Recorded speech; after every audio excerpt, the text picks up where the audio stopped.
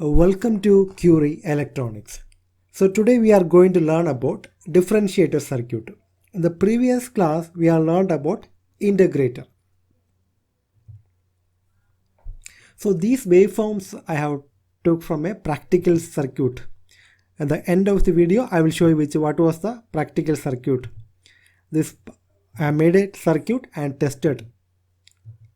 So the circuit is working. The practical integrator circuit was working. So not integrator, differentiator. Okay.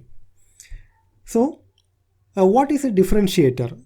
Let's first we have a block. We have a magic block.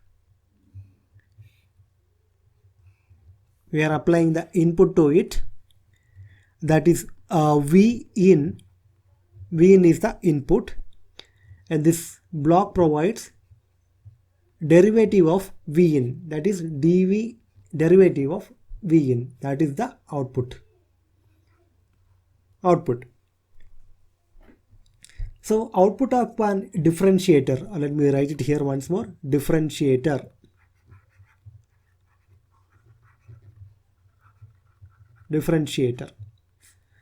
So the output of a differentiator is given by the equation minus RF CF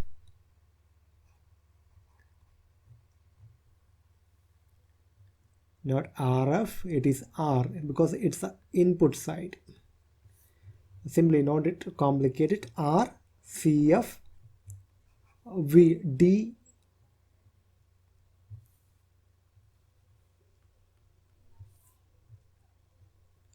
derivative of input. This is the output of a differentiator circuit. Okay, as usual, now we have to draw the circuit and derive the output of this differentiator circuit. So for that we have to make use of something what we already know. What is it? See, we have a capacitor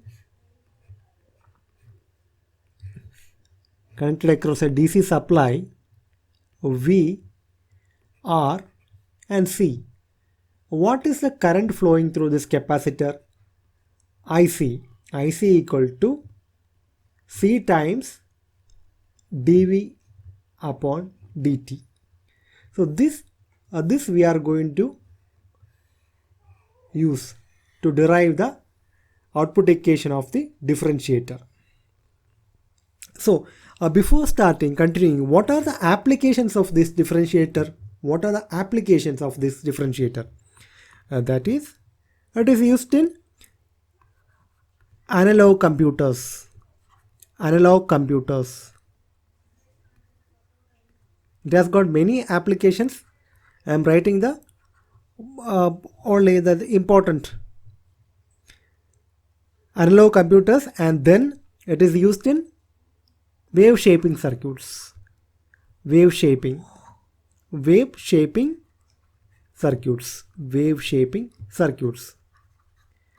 Now let's try to draw this block. What was this block?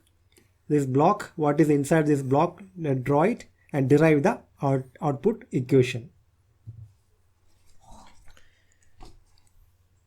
So this is a simple integrator circuit. We have a feedback resistor RF, and the input side, it is similar to a inverting amplifier. In the input side we have the capacitor.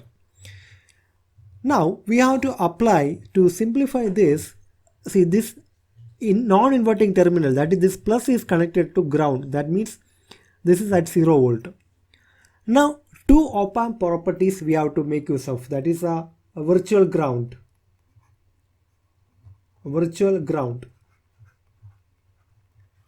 As per virtual ground, the non-inverting terminal also should be at 0 volt. As per virtual ground. If you don't know what is virtual ground, please watch the virtual ground video. I'll put it in the description or in the I button. So virtual ground. Then The next point is that for an ideal op amp,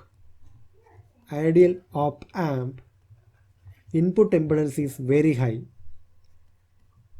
Input impedance is very high. Input impedance is very high. So that means there is no current flow into the op amp. Here, whatever I equal to 0. Now what we can do, let mark this node. This point, this node, I will mark it as A. Now in this circuit, Vin is applied. The current flowing through is I. I is flowing through this circuit. Let us make it a capital I. The current flowing through this feedback resistor RF is IF. Now what we have to do? Apply KCL at node A. So we are applying the Kirchhoff current law at node A. That means incoming current equal to outgoing current. So I equals IF. Now what is I? That is the current flowing through the capacitor. That already we have learned, or all of you know, that is equal to CV derivative of the input V in. IF. What is IF? IF is 0 minus, I am writing 0 volt. The current direction is like that. From node A it is flowing towards the output. A V out upon RF. Let's simplify this. If we simplify this, what we get? C D derivative of input. V in upon VT dt. V in upon dt equals minus of V out upon RF. Now from this we can directly write what is V out. Just cross multiply and writing V out equal to minus of CRF multiplied by derivative of input. So this circuit is a differentiator circuit because our output is derivative of input. So this equation represents the output of a differentiator circuit. So now we got the output equation of the differentiator circuit. Now what we have to do? We have to study about the frequency versus gain of this circuit. Gain versus frequency. Well, let's try to understand what happens to the gain of the circuit with increase in frequency. So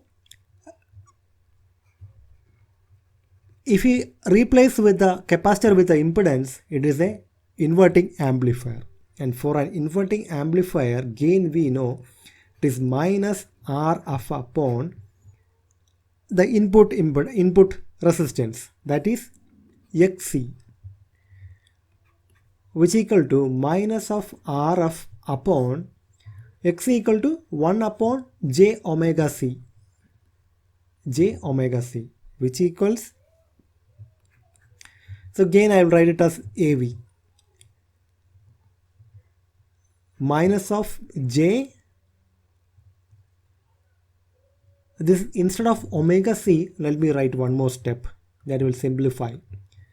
A equals minus RF upon 1 upon j, instead of j omega c, instead of omega I can write it as 2 pi f multiplied by c. Now which equals minus of j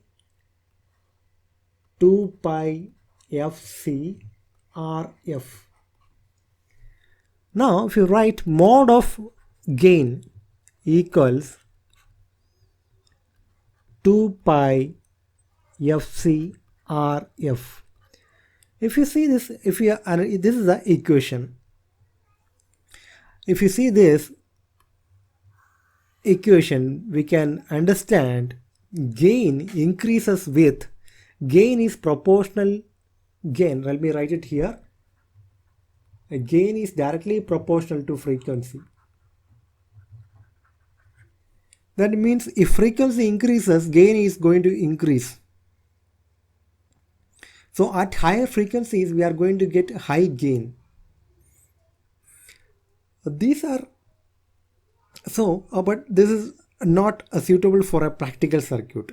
So before going to the practical differentiator circuit, let us understand what are the limitations of this or disadvantage of this simple integrator circuit.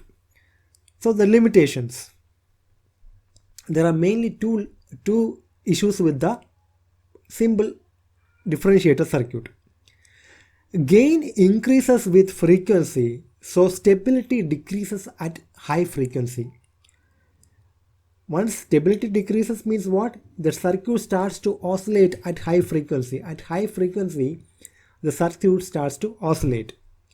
And the other disadvantage is, at high frequency, Xc will decrease. That means what? Our input impedance is going to decrease. So then what happens once the input impedance decreases so much, the noise get amplified and we'll get the amplified form of noise at the output. That is not desirable. So let's see how do we overcome these difficulties. So this is a practical differentiator circuit. See, this R2 will take care of the offset problems, offset input voltage, offset error. So it will nullify the offset error. And the R1 will take care of the impedance. It will make sure that always impedance is at least R, whatever the resistance value of the R. And this, okay, the feedback path, we have added one more capacitor. This will take care of the stability of the circuit. Stability of the circuit. Now, what is the impedance of this circuit?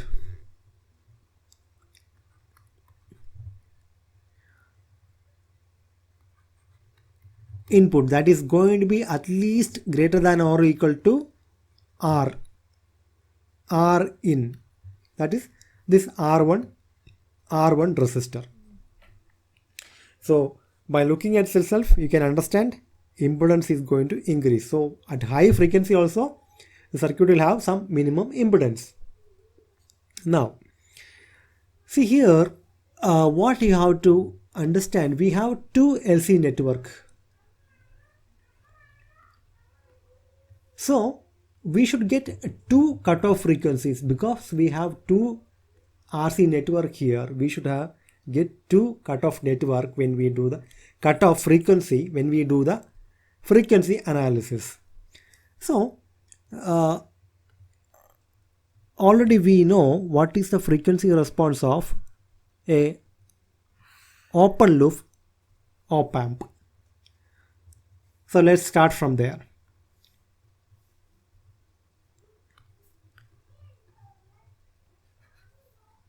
So on the x-axis we have frequency, on the y-axis gain in dB, gain in dB.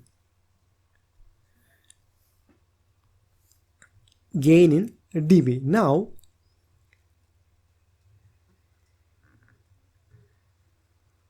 this was the frequency response of what in a op amp in open loop configuration. This was the frequency response. But in this circuit, if we see, we should have two cutoff frequencies. That is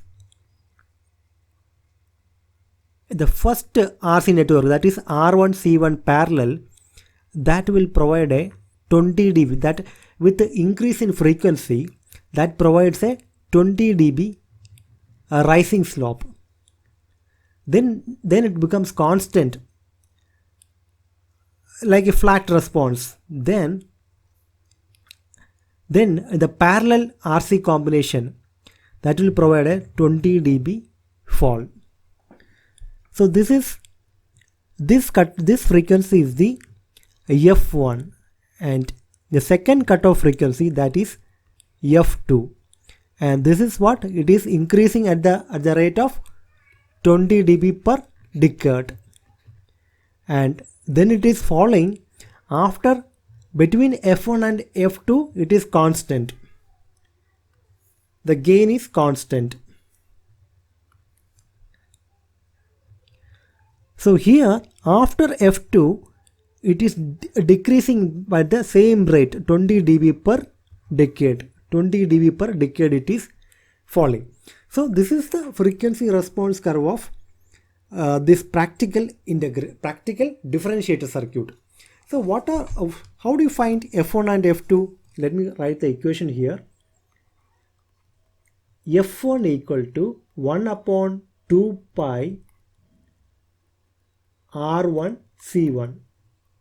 Similarly for F2, 1 upon 2 pi RF CF.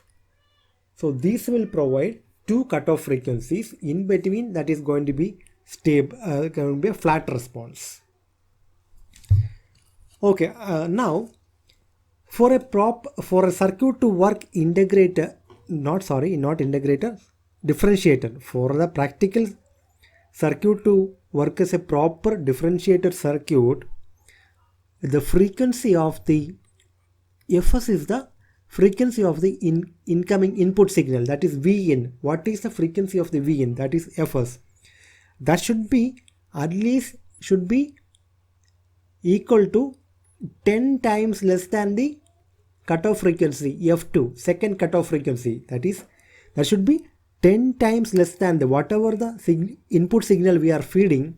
That should be at least 10 times less than the input signal, 10 times less than the second cutoff frequency, that is F2. That is the feedback network cutoff frequency. So I hope now you got a basic idea about what is a ideal differentiator circuit, what is the output and how to derive the output equation, and what are the limitations of a simple differentiator circuit, and how to overcome those limitations in practical differentiator circuit. Now this is the practical circuit. I have made it in lab and tested, so it is working perfectly. If you simplify this circuit, we will get first cutoff frequency equal to F2. So we don't have the flat response region, we don't have. So it works as a differentiator.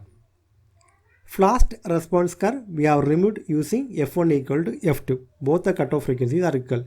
So this I have found only F1, but if you calculate for F2 also, you will get the same value. I calculated, but I will show you the only one value, F1. So 1 upon 2 pi R1 C1, which equal to 1 upon 2 pi, what is the value of R1? 1 kilo ohm, 1000 ohm, multiplied by 0.1 microfarad, that means 0.1 multiplied by 10 to the power minus 6. If you simplify this, you will get 1591 Hertz. So that is the cutoff frequency. So F2 also 1591. So this circuit to work as a practical proper differentiator, what is the frequency? For what frequency range it will work? Let's Fs is the frequency we are going to apply. That should be 10 times, at least 10 times less than the F2 cutoff frequency, that is 1591. If you divide, it comes to around 159 Hertz. So we have to apply, maybe we can apply 100 Hertz and see whether it is coming or not. And with the waveform, already I have tested this circuit, so I will show you the waveforms, what waveform you are going to get when you apply. Okay, so here what is the frequency here applied? It is 80 Hertz I have applied. So for 80 Hertz it should work like a proper differentiator circuit. So this triangular wave is the input and I am getting a square wave. So this circuit is working perfectly. Next, after that I have increased the frequency to 420 Hertz. Now we are not getting a proper square wave. So we are applying input as a triangular wave, but we are not getting a proper square wave because it is above the F2 cutoff frequency. Then I have tried with 1 kilohertz. 1 kilohertz, so the same issues there. It is coming almost, I am applying, the green color is the input. I am applying input triangular wave, but I am almost getting a triangular wave at the output. So the circuit is not at all functioning. Again I have increased this is also, now what happened?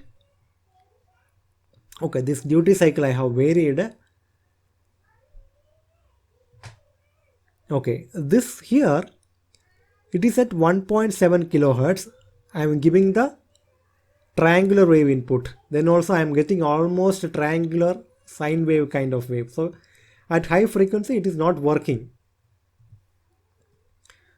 Next, this is again triangular wave I am giving, but I have increased the frequency to 10 kilohertz.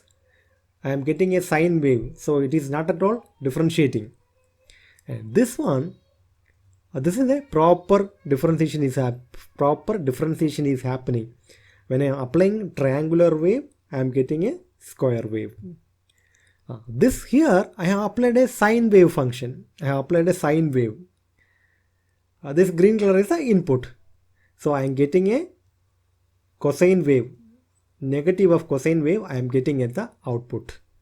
So the differentiator circuit is working and it is at 10 Hertz. Now what happens if you apply square wave input to a integrator circuit, not integrator, differentiator circuit. If you apply a square wave to a differentiator circuit, we will get voltage spikes. We will see when it goes high we are getting spike, when it goes low we are getting spike, again it is going high we are getting spike.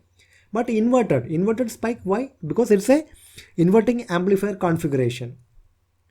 So here also, here it is little, but I am applying 100 Hertz, but circuit is working as a differentiator. We are getting the spikes in the opposite direction.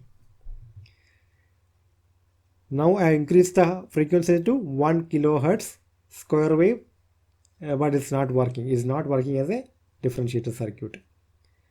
So I hope you got clear idea about a differentiator circuit and how to make a differentiator circuit practically and test it. If you have any doubts, please ask in the comment section. If you like the video, please share with your friends and don't forget to hit the like button.